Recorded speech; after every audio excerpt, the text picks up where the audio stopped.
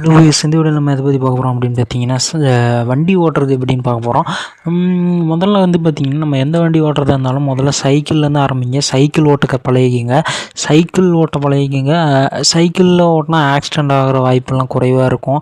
Cycle ஓட்டும்போது ஈஸியாக இருக்கும். சைக்கிள் ஓட்ட பழகிக்கிங்க. சைக்கிள் ஓட்டிக்கிட்டாலே அப்படின்னு பார்த்தீங்கன்னாலே நம்ம எல்லா வண்டியும் ஓட்டிடலாம். ஸோ அது தெரிஞ்சுக்கிங்க. முதல்ல நம்ம எந்த வண்டி ஓட்டணுன்னாலும் முதல்ல ப்ராக்டிஸ் பண்ணுறது எப்படின்னா நேராக போயிட்டு வர கற்றுக்கங்க. அதுக்கப்புறம் என்ன பண்ணணும் அப்படின்னு பார்த்தீங்கன்னா ஒரு ரவுண்டு போடுங்க. அதை கரெக்டாக பண்ணிட்டீங்கனாலே போதும். இந்த 8எல்லாம் போட தேவையில்ல. ஸோ அதுக்கப்புறம் என்ன பண்ணணும் அப்படின்னு பார்த்தீங்கன்னா உங்களோட வண்டியை எப்போவுமே நீங்கள் ஓட்டும்போது உங்கள் ஸ்பீடுக்கு தகுந்த மாதிரி ஓட்டிக்கங்க. உங்கள் ஸ்பீடோட அதிக ஸ்பீடு எடுத்தீங்க அப்படின்னா உங்களால் வண்டியை கண்ட்ரோல் பண்ண முடியாது.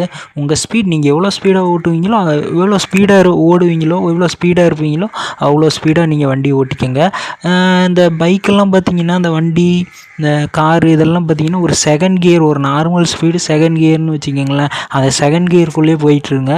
ஸோ எனக்கு தெரிஞ்சு பைக் ஓட்டுறது ஏதாவது ப்ராப்ளம் அப்படின்னா நிறுத்தி ஓட்டிக்கங்க. ஒன்றும் அவசரம் கிடையாது. அதாவது பார்த்திங்கன்னா நிறைய பேர் வண்டி ஓட்டிக்கிட்டே இருப்பாங்க, நிறுத்த மாட்டாங்க. ஏதாவது பிரச்சனைனா அப்படியே சல்லுன்னு பூந்து போயிடுவாங்க. கொஞ்சம் நிறுத்தியே போங்க. ஸோ எனக்கு தெரிஞ்சு வண்டி ஓட்டுறது எப்படின்னு நான் சொல்லிட்டு நினைக்கிறேன். பாய்.